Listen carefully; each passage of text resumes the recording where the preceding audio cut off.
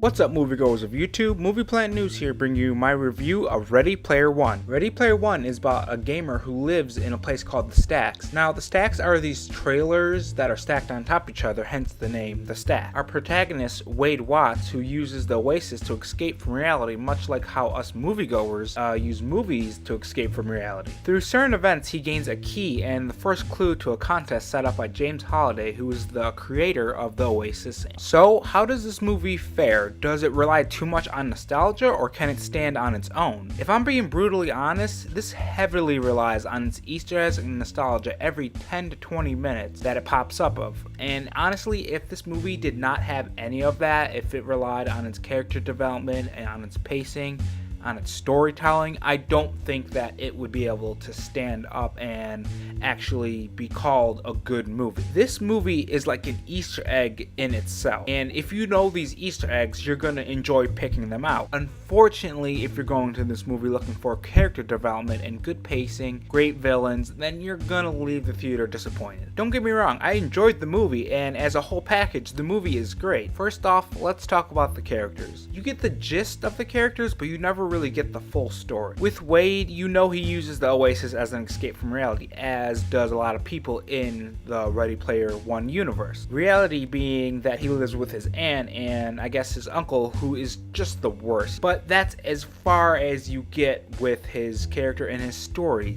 They give you basically the basics, which can be said for a lot of characters, especially his friends. It felt like they were introducing him through like a checklist, like we need to do this, we need to do that, we need to make sure people know this about him. It felt like a checklist instead of a naturally introducing them into the movie. At one point, they literally give you a description of each person right down to their age and basically their gender, and it just felt like a complete checklist and it didn't feel correct. I wish they would have spent just a little bit more time developing these characters so that we actually, care about these characters. Now, the actors themselves, while they're in the characters' role, are entertaining to watch. When you see them interacting, you get that they are friends and that they enjoy each other's company. That's one of the positives in the character area that I can say. Now, there is a love interest in this movie, and it's developed so quick that it kind of felt forced, kind of like how Hulk and the Black Widow kind of felt forced when Marvel tried doing that in Age of Ultron. It felt the same way. And when,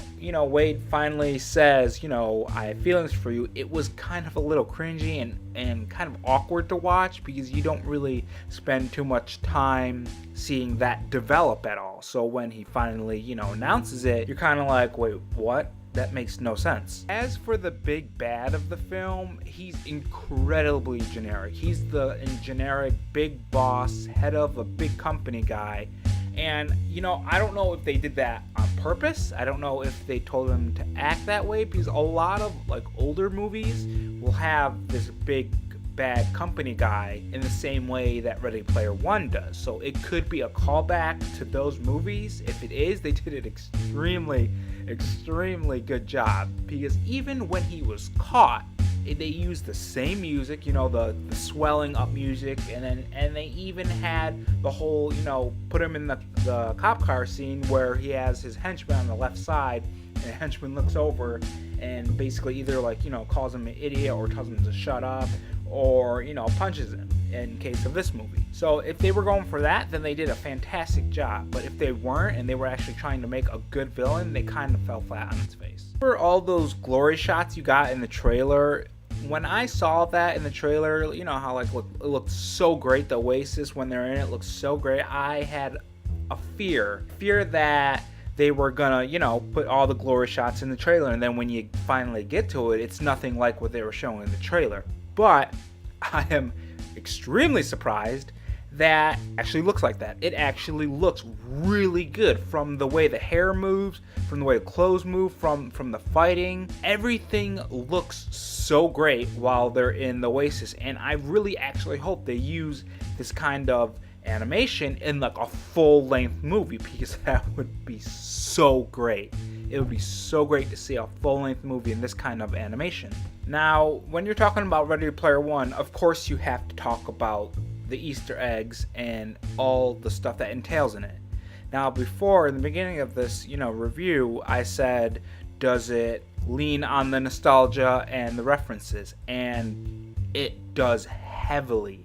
It's about every 10, 20 minutes, maybe even less, that you get references from movies, from books, from video games, from even music, everything. Like, it's just non-stop. And if you're a huge moviegoer and you love movies, you love doing references, you love Easter egg hunts in movies, you're going to have a blast with this movie. But if you're gonna go in here for a deep story, good character development, everything that makes a movie like a 9.5 out of 10 or a 10 out of 10, you're gonna be leaving the theater with your head down and kind of disappointed.